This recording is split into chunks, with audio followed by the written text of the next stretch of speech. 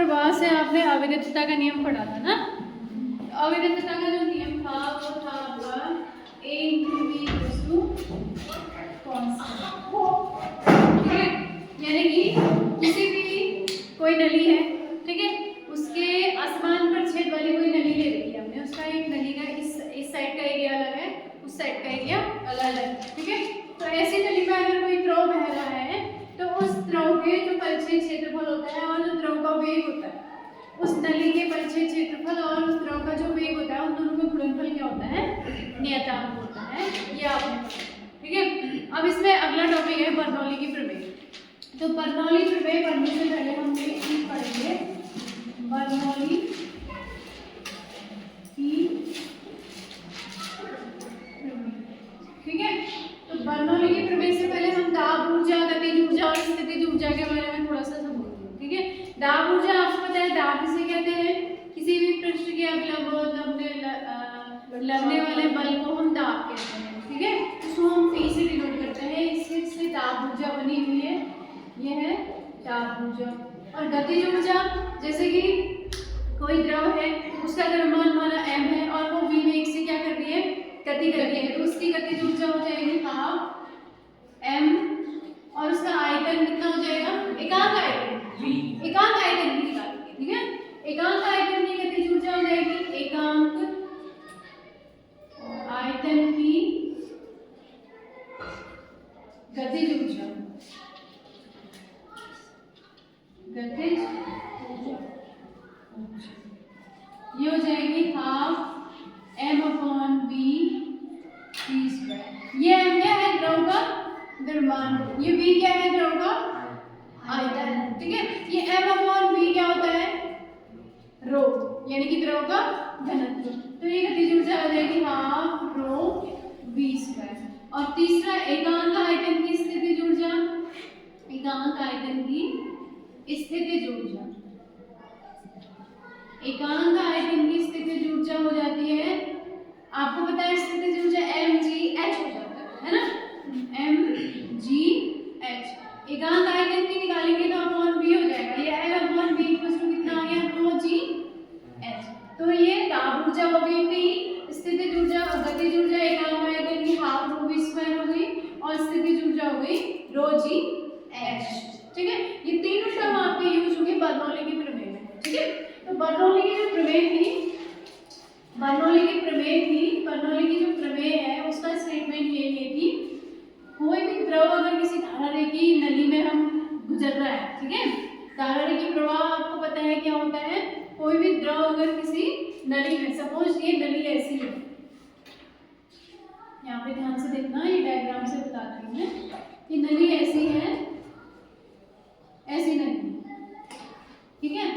अब इसमें इसका जो क्षेत्रफल है वो कम है ना, ये A2 मान लेते हैं, ये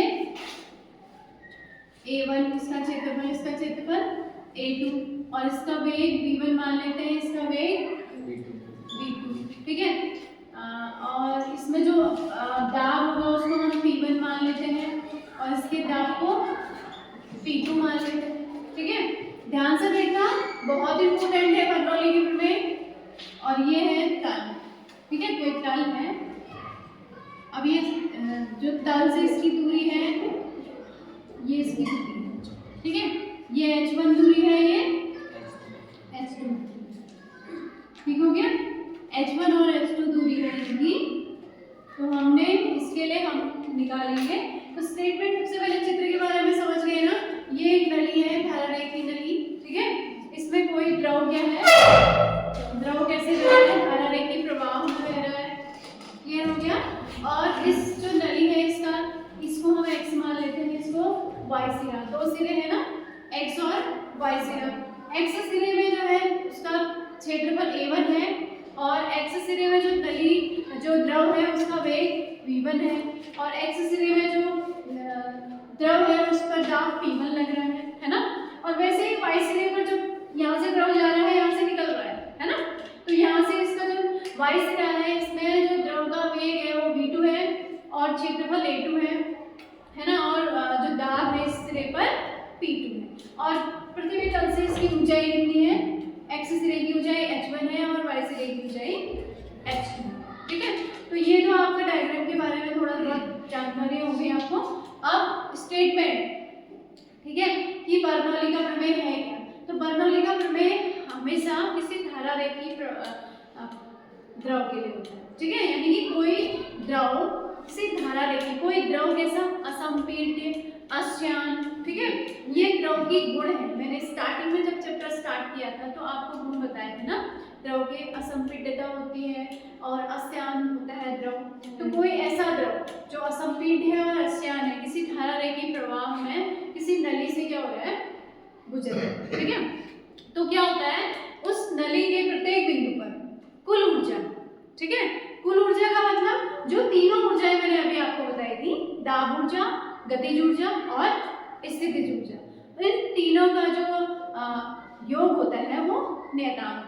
यही है बर्नौली का प्रमेय का स्टेटमेंट कि कोई भी द्रव अगर किसी धारा रेखीय प्रवाह में गुजर रहा है तो उसके द्रव के प्रत्येक बिंदु पर दाब ऊर्जा, गतिज ऊर्जा और स्थितिज ऊर्जा, यानी कि इसको हम कुल ऊर्जा भी कह सकते हैं, इन तीनों का योग क्या होता है, एक नियतांक होता है। तो अभी आपने दाब ऊर्जा पढ़ी थी, P होती है ना, और स्थितिज गतिज ऊर्जा हाफ रो V स्क्वायर होती है और स्थितिज ऊर्जा कितनी होती है, रो G H।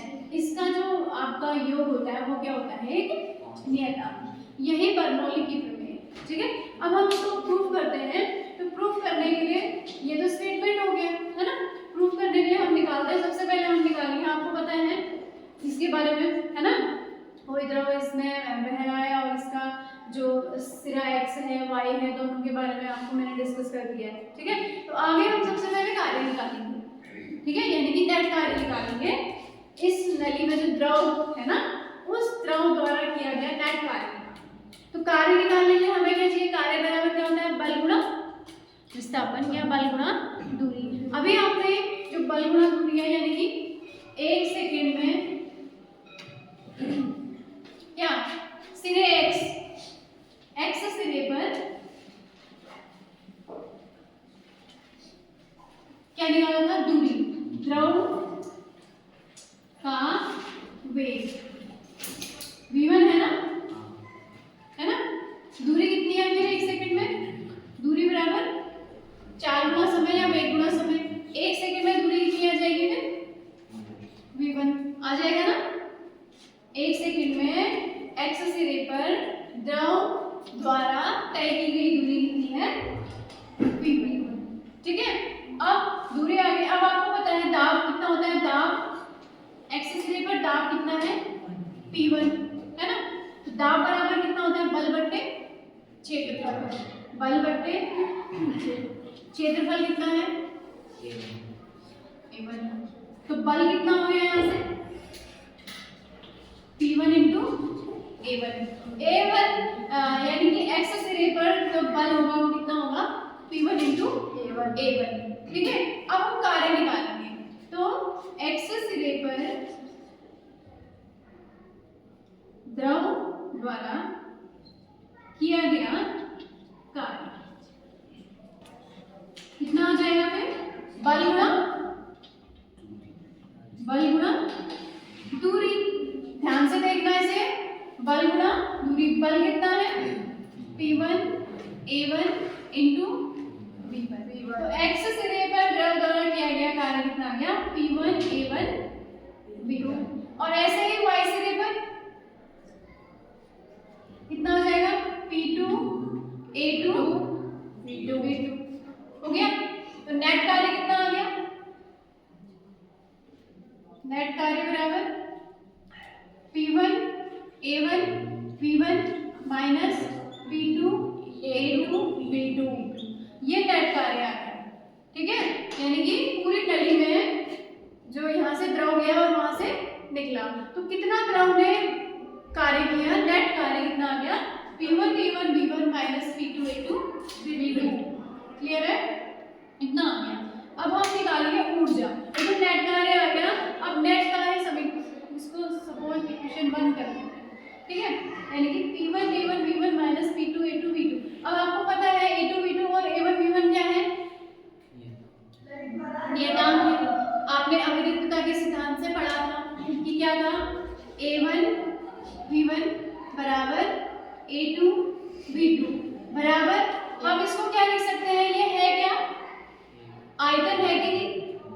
1 सेकंड में एक्स सिरे पर जो आयतन है, आयतन बराबर क्षेत्रफल गुणा ऊंचाई होता है ना, क्षेत्रफल गुणा दूरी, यानी कि A1 इंटू V1, ये y सिरे पर A2 इंटू V2, इसको हम आयतन, या आयतन है ये ऐसे लिख सकते हैं, m अपॉन रो लिख सकते हैं ना, यानी कि द्रव्यमान बराबर आयतन गुणा घनत्व होता है ना, होता है ना। तो आयतन ये है तो ये घनत्व हो गया, m अपॉन रो आ गया। अब इसकी जगह पर इतना रखेंगे ऊपर, तो कितना आ जाएगा, ये नेट कार्य देखो, नेट कार्य बराबर आ जाएगा P1 minus P2 m upon रो। क्लियर है। तो आपका जो नेट कार्य आ गया वो कितना आ गया, P1 minus P2 m upon रो। ठीक है, अब ये आपका नेट कार्य आ गया, इसको इक्वेशन 2 बना देते हैं। अब हम ऊर्जा निकालेंगे। ठीक है, तो ऊर्जा निकालेंगे तो सबसे पहले हम गतिज ऊर्जा निकालते हैं। एक्स सिरे पर जो द्रव है, द्रव का द्रव्यमान m है, ठीक है, और वेग v1 है, तो गतिज ऊर्जा कितनी हो जाएगी, हाफ m v1 स्क्वायर, यानी कि एक्स सिरे पर द्रव की गतिज ऊर्जा हाफ m v1 स्क्वायर, और y सिरे पर द्रव की गतिज ऊर्जा कितनी हो जाएगी, हाफ m v2 स्क्वायर हो जाएगी, क्योंकि y सिरे पर वेग कितना है, v2 है। ठीक है, अब गतिज ऊर्जा में वृद्धि कितनी हो जाएगी, गतिज ऊर्जा में वृद्धि ये हो जाएगी half m v2 square minus v1 square. ठीक है, तो गतिज ऊर्जा में वृद्धि कितनी आ गई, half m v2 square minus v1 square. ठीक है, अब स्थितिज ऊर्जा निकालते हैं। एक्स सिरे पर स्थितिज ऊर्जा बराबर mg h1 है ना। y सिरे पर स्थितिज ऊर्जा mg h2। अब स्थितिज ऊर्जा में कमी, स्थितिज ऊर्जा में कमी आ जाएगी आपकी mg h1 माइनस h2। ठीक है, ये तो हो गई। अब ये तो गतिज ऊर्जा है, ये स्थितिज ऊर्जा है, लेकिन कुल ऊर्जा में वृद्धि कैसे निकालेंगे, इसमें से हम इसको घटा देंगे, इस वाली ऊर्जा से उसको घटा देंगे, यानी कि ऊर्जा में नेट वृद्धि, ऊर्जा में नेट वृद्धि बराबर आ जाएगा half m v2 square minus v1 square minus mg h1 minus h2। इतना आया। अब जो द्रव में हमारा नेट कार्य था, कार्य और ऊर्जा क्या होते हैं, एक दूसरे के तुल्यांक होते हैं ना, होते हैं ना, यही कार्य क्या होता है, ऊर्जा के रूप में होता है कि नहीं। तो ये दोनों इक्वल हो जाएंगे, इसको इक्वेशन 3 बना देते हैं, यानी कि ये जो नेट कार्य है ऊर्जा में नेट वृद्धि के बराबर हो जाएगा। इन दोनों को हम इक्वल कर देंगे, ये इक्वेशन और 2 इक्वेशन। तो ये इक्वेशन आ गई P1 minus P2 m upon rho equals to half m v2 square minus v1 square minus mg h1 minus h2। ठीक है, अब ये m कट गए, बाहर ले लिया, कॉमन ले लिया, m कट गए। ठीक है, तो अब रो को उधर ले जाओ, तो ये आ जाएगा P1 minus P2 equals to half rho v2 square minus half rho square गुणा कर दिया। ठीक है, माइनस रो जी h1 प्लस हो जाएगा ये रो जी h2। अब 1 वाले इधर लाते हैं। ठीक है, 1 वाले यहाँ लाएंगे तो P1 plus half rho v1 square plus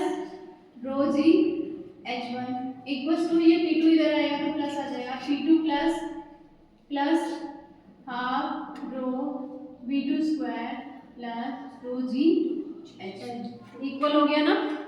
इसका मतलब है इसको हम जनरली लिखते हैं p बराबर half rho v square plus rho g h equal to नियतांक या कांस्टेंट। तो यही बर्नौली की प्रमेय आपकी प्रूफ हो गई। क्लियर हो गया, समझ में आया? एक बार और मैं आपको बता देती हूँ। तो सबसे पहले आपने डायग्राम जान लिया कि ये क्या है, नली है, धारा रेखी नली है, कोई भी द्रव इसमें धारा रेखी प्रवाह में जा रहा है, प्रवाहित हो, ठीक है। तो नली का जो एक्सिस रहा है, एक्सिस से 1 सेकंड में एक्सिस रे में द्रव का वेग आपको द्रव दूरी कितनी हो जाएगी v1 हो जाएगी, ठीक है। और दाब आपको पता है p1 बराबर कितना होता है, बल बराबर कितना हो जाएगा फिर p1 into a1। तो एक्सिस रे पर द्रव द्वारा किया गया कार्य बराबर बल गुना दूरी होता है। ये बल है इतना और दूरी इतना होगा p1 a1 p1। ऐसे ही y सिरे पर कितने हो जाएंगे p2 a2 p2, ठीक है। और उसके बाद नेट कार्य आपका आ जाएगा, दोनों को हम माइनस कर देंगे। अब आपको पता है इससे पहले हमने का सिद्धांत पढ़ा था a1 p1 बराबर a2 p2, यानी कि ये आयतन है, आयतन बराबर द्रव्यमान बट्टे घनत्व, ठीक है। तो यहाँ से नेट कार्य इतना। अब जो स्थिति हम एक्सिस रे पर द्रव की गतिज ऊर्जा निकालेंगे, y सिरे पर इतनी हो गई, गतिज ऊर्जा में वृद्धि इतनी हो गई, स्थितिज ऊर्जा इतनी हो गई, स्थितिज ऊर्जा में कमी उतनी हो गई और ऊर्जा में नेट वृद्धि इतना हो गया। अब ये जो ऊर्जा है इसके बराबर होगी फिर नेट कार्य के बराबर। दोनों को हमने इक्वल कर दिया तो अब मैं यहाँ से बर्नौली की तरफ कर दिया। क्लियर हुआ ना?